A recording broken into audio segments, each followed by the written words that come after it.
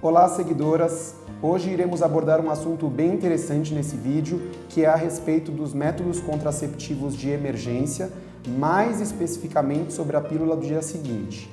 Na verdade, os métodos contraceptivos de emergência, eles são utilizados para evitar gravidez indesejada após uma relação sexual desprotegida.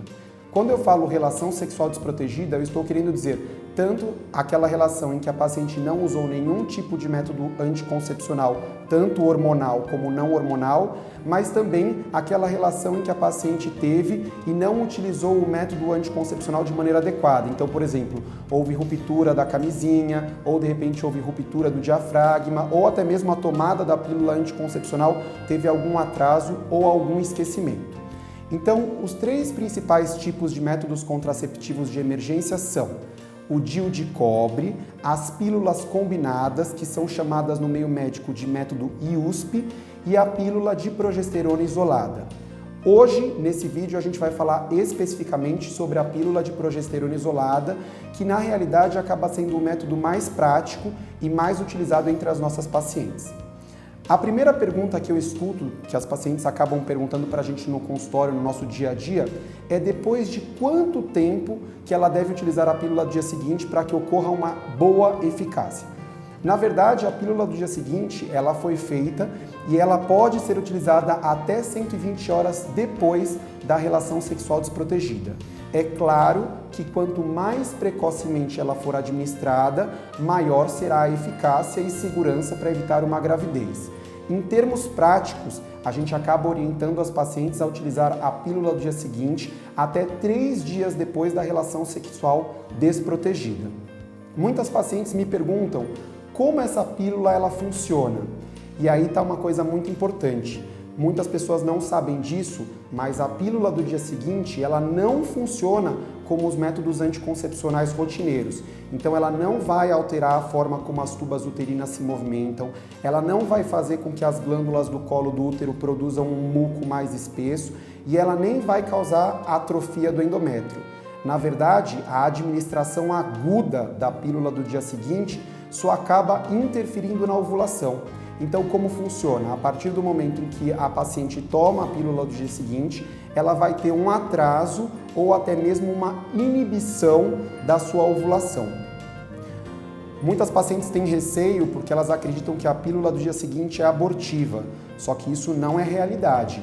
Na verdade, por lei, o aborto não é permitido no Brasil, com 3 exceções, na verdade. Casos de anencefalia, casos de gravidez após estupro, após violência sexual, ou em casos em que a paciente está sofrendo algum risco de vida, então é chamado de aborto terapêutico. Mas, na verdade, a tomada da pílula do dia seguinte não é abortiva porque, como eu já falei para vocês, ela apenas interfere, ela inibe ou atrasa a ovulação. Então ela não vai atuar numa fase em que o embrião já está formado, ela atua numa fase anterior ao encontro do óvulo com o espermatozoide. E aí é uma coisa muito importante para vocês, seguidoras.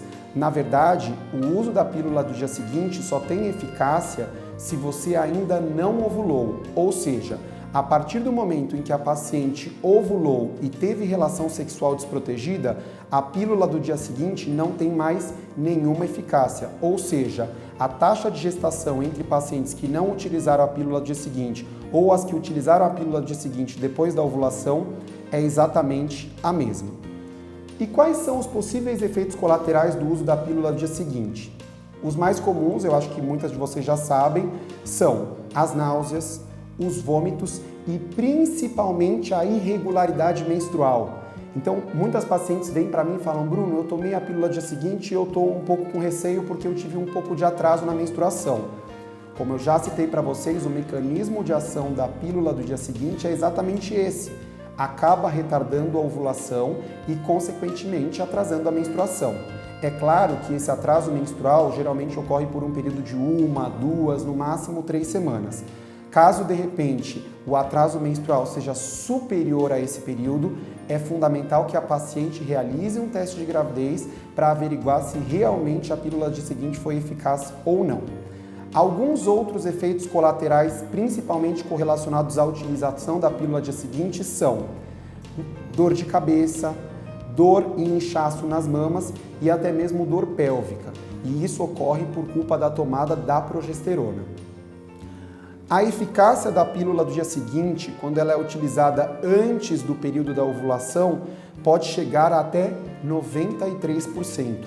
Então ele é um método excelente, mas não deve ser utilizado rotineiramente. Ele deve ser utilizado, como o próprio nome já diz, apenas em casos de emergência.